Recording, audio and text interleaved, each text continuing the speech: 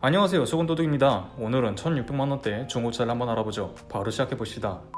첫 번째는 기아 스토닉입니다. 17년도에 탄생한 현 기아 SUV 라인업의 막내를 맡고 있죠. 배뉴의 기아 버전이라고 생각하시면 되는데요. 크기는 가로 4.14m, 폭 1.76m, 높이 1.5m로 셀토스보다 한 뼘 짧고 반 뼘 낮다고 생각하시면 될 것 같습니다. 자, 이 사이즈를 보시면 되게 너무 작은 거 아니에요? 라고 생각하시는 분들이 있는데 어느 정도는 맞고 어느 정도는 틀렸습니다. 이유는 분명 패밀리 SUV로 사용하기에는 전체적인 사이즈와 뒷자리 공간이 협소하기 때문에 추천드리지 않지만, 만약 앞자리만 주로 사용하고 가끔 2열을 폴딩해 짐을 싣고 놀러갈 일이 있다면 예상 외의 공간성으로 깜짝 놀라실 수도 있습니다. 애초에 배뉴와 같이 홈라이프를 타겟으로 했으니 말이죠. 디자인은 독특하거나 요란한 면 없이 아주 단정한 모습을 보여주는데요. 낮은 높이로 인해 벤츠사의 GLA 같이 약간 눌려있다는 느낌이 없지 않아 있지만, 헤드램프와 테일램프의 디자인을 생각한다면 그리 나쁜 부분이 아니라 생각됩니다. 컬러는 개인적으로 노란색이 특히 잘 어울린다고 생각이 드네요. 이 친구는 1.6 디젤 매물이 많지만 1.4 가솔린 버전도 있습니다. 물론 2차 성격상 극한의 가성비만을 생각한다면 출력이 좀 더 높고 유류비가 비교적 저렴한 디젤을 고려하실 수도 있겠지만, 개인적으로는 진동과 소음, 그리고 장기적으로 봤을 때 고장으로부터 안전한 MPI 엔진인 점,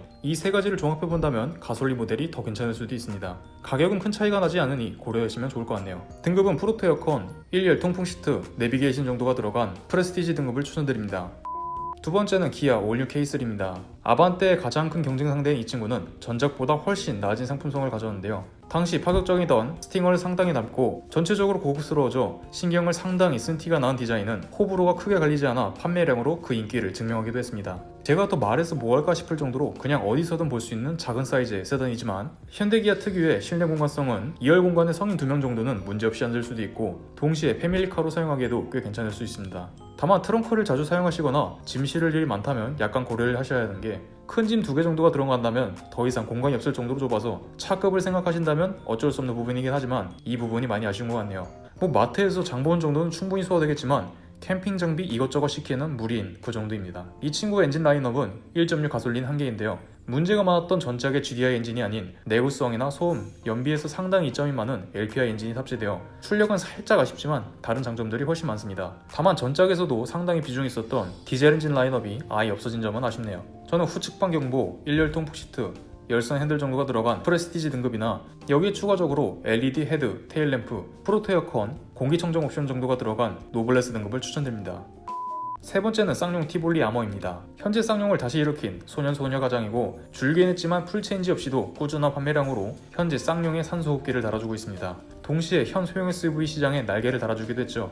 이 친구가 이렇게 대박이 난 것은 디자인 덕분인데요. 20, 30대 특히 여성 오너분들이 많이 좋아해주셔서 여성 운전자 할인이 생기기도 했죠. 쌍용의 괴랄하고도 무서운 디자인 역사를 잘 생각해본다면 아주 간만에 잘 뺀 디자인이라는 점은 절대 부정을 못하긴 합니다. 트랙스가 높이만으로 동급 대비 크다는 느낌을 준 것처럼 티볼리도 스토닉 대비 10cm 더 큰 키는 뒷자리에 앉았을 때 보다 높은 헤드룸을 제공해 한층 여유롭다는 느낌을 줍니다. 사실 티볼리 사이즈가 표준이고 스토닉이 낮은 거긴 합니다. 실내도 타겟인 사회초년생이나 싱글들에게 안성맞춤인 컴팩트한 사이즈는 유지비적인 측면에서도 상당한 이점을 줍니다. 물론 호불호가 갈린 디자인 요소가 있지만 QM3나 트랙스를 생각한다면 그래도 양호한 수준이라고 볼 수 있겠네요. 이 친구는 1.6 디젤과 가솔린 모델이 있는데요. 자신이 1년에 2만 km 이상을 주행하신다면 디젤을 고려할 볼만 하지만, 그게 아니라면 가솔린을 선택하시는 게 맞다고 생각합니다. 티볼리뿐만 아니라 쌍용의 전 차종은 상당히 복잡하고 지저분한 등급표를 가지고 있어 고르시는데 애로사항이 있을 수 있는데요. 크게 봤을 때 TX가 가장 낮은 등급, VX가 편의 장비가 추가된 중간 등급, LX가 디자인 옵션이 추가된 최고 등급이며, 기어 등급은 중간 등급 VX를 바탕으로 한 특별한 디자인이 추가된 등급이라고 생각하시면 될 것 같습니다.